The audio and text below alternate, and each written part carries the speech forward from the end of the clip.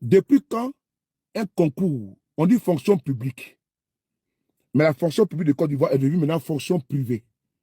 Je vais vous montrer ici des preuves, hein, des preuves. Voilà. Fonction privée. Parce que ils nous prennent pour des zigotos. En avril 2024, il devait avoir un concours de la douane de Côte d'Ivoire. Mais ce concours n'a pas eu lieu. Pourquoi le concours n'a pas eu lieu? Anne Oloto, ministre d'État, a fait sortir une note de service, un communiqué pour dire aux Ivoiriens que le concours n'aura pas lieu parce qu'il n'y a pas de besoin en matière de personnel. Ok, on a compris. Donc le concours a été suspendu. Ok, on a compris. Maintenant, le concours a été suspendu là-haut. Le concours est passé où? C'est suspendu. Ça veut dire que ça n'aura pas lieu pour l'instant. Une suspension n'est pas une abrogation ou bien pour dire non que c'est un arrêt définitif. C'est une suspension. C'est comme quand ton permis de conduire est suspendu, c'est pour un temps. On peut dire, bon, monsieur, votre permis de conduire est suspendu pour 2 mois, pour 6 mois, pour 1 mois ou pour 1 an. Donc, c'est une suspension. Donc, ce n'est pas définitif. Ce n'est pas définitif, voilà, la suspension. C'est comme ça la compréhension de la suspension. OK. Et ce concours était censé être ouvert, puisque vos petits frères, vos cousins, vos cousines, ils veulent candidater pour être douaniers. Pour être douaniers. Il y en a qui sont à la maison là. Ils n'ont pas eu la chance ils ont eu les bacs, mais ils n'ont pas eu la chance d'aller loin. Bon, ils sont sortis du circuit scolaire. D'autres ont les BPC. Voilà pourquoi ces concours-là, administratifs, sont ouverts et puis on donne les critères, comment on peut ça même, d'admission, les critères pour concourir. On peut dire, bon, par exemple, il faut être de 18 à 35 ans et puis avoir le CP ou le BPC. On y va comme ça. Ou bien de 18 à 40 ans et avoir les bacs.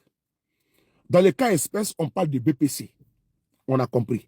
C'est un concours de 400 et quelques jeunes qui devaient rentrer, qui devaient compétir et puis savoir qui peut être admis. Le concours a été suspendu.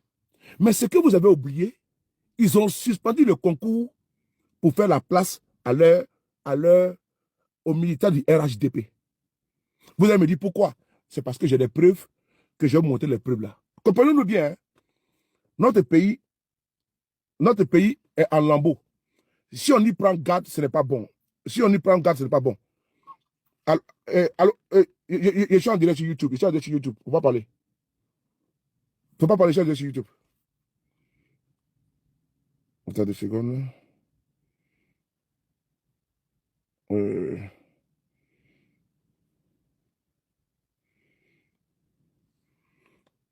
suis en direct sur YouTube là. Pourquoi j'ai coupé? Merci. Je t'ai envoyé. Je suis en direct sur YouTube là. Donc,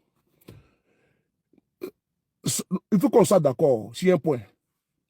Un concours là, de la fonction publique là, n'est pas destiné à une partie. C'est destiné à tout le monde. Surtout, moi je vais vous dire une chose. Ça fait maintenant 14 ans que j'ai quitté le RDR. J'ai quitté le RDR en 2012. Mais c'est quoi le problème? Quand Alassane, le RHDP à l'époque, disait « Ne donne pas ta voix à la corruption ». Vous êtes inquiété si, évidemment, il respecte les restrictions imposées et par la Constitution et par les lois ordinaires. La liberté constitue, avec l'état de droit et l'élection, les 3 piliers de la démocratie. Le marqueur d'un état démocratique par essence, par nature, par acabit, c'est la liberté d'expression. Et cette liberté d'expression a été usitée par M. Jean-François Kouassi. Il est un citoyen titulaire d'une partie de la souveraineté ivoirienne qui pense que, à l'observation, il y a un dysfonctionnement du service public. Il passe donc par un canal, les réseaux sociaux, pour exprimer sa pensée. Est-ce qu'il a été dans l'outrage? Je ne pense pas. Dans les injures, je ne crois pas. La réponse apportée par les pouvoirs publics me paraît disproportionnée. Dans un état de droit, dans un état de liberté,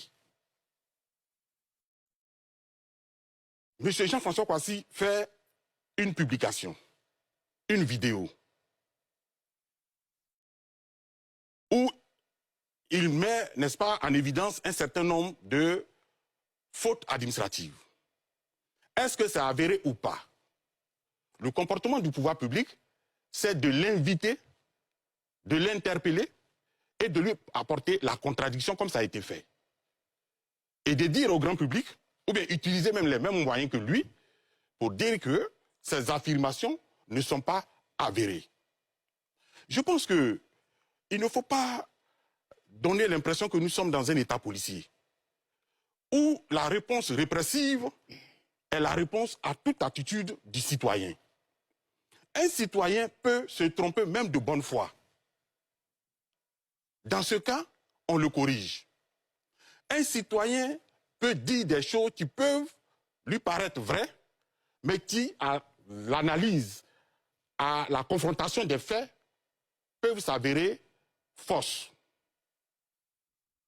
Il appartient donc aux personnes mises en cause de le démontrer. Parce qu'à cette allure, nous qui avons l'habitude de prendre la parole publique, d'intervenir dans les médias, d'écrire des livres, d'organiser des conférences, nous sommes inquiets. Parce que oui, nous pouvons nous tromper. Tout à l'heure, j'étais en contradiction flagrante avec mon ami, mon jeune frère André Sylvain Conan. Il a dit des choses qui, juridiquement, ne me paraissent pas correctes. Je lui ai apporté la contradiction. On ne va pas pour autant porter plainte pour dire que... Parce que dans les éléments de M. Jean-François Kouassi, comme je le disais tout à l'heure, la liberté d'expression est encadrée. La liberté d'expression, ce n'est pas l'injure, ce n'est pas l'outrage, ce n'est pas la diffamation. L'injure, l'outrage, la diffamation ne sont pas des opinions. Ce sont des infractions. Est-ce que dans son cas, il n'y a pas de diffamation? Je ne le crois pas. Okay. Je ne le crois pas. Et même si c'était le cas, vous savez, l'état de droit, c'est un état extrêmement difficile. Je vais donc vous donner un exemple. Tout récemment, concernant l'actualité internationale, M. Emmanuel Jean-Michel Frédéric Macron, le président français, a pris une position que un des acteurs politiques a trouvé totalement irresponsable et inélégant. Il a été vraiment...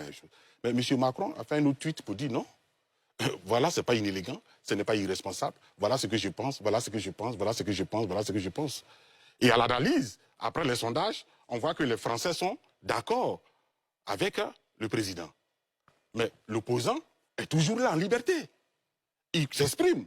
C'est comme ça un état de droit, un état de liberté. Mais si à chaque moment où on porte la contradiction à une autorité, à un pouvoir public, la réponse c'est le tout répressif, nous glissons. Mais justement, c'est là que j'aimerais qu'on puisse faire attention dans ce débat, parce que pour l'instant, à ma connaissance, en tant que journaliste, il n'y a pas de déclaration donc, publique, notamment du procureur de la République, qui lie donc l'arrestation de Jean-François Kouassi à ses prises d'opposition, notamment sur ce dossier.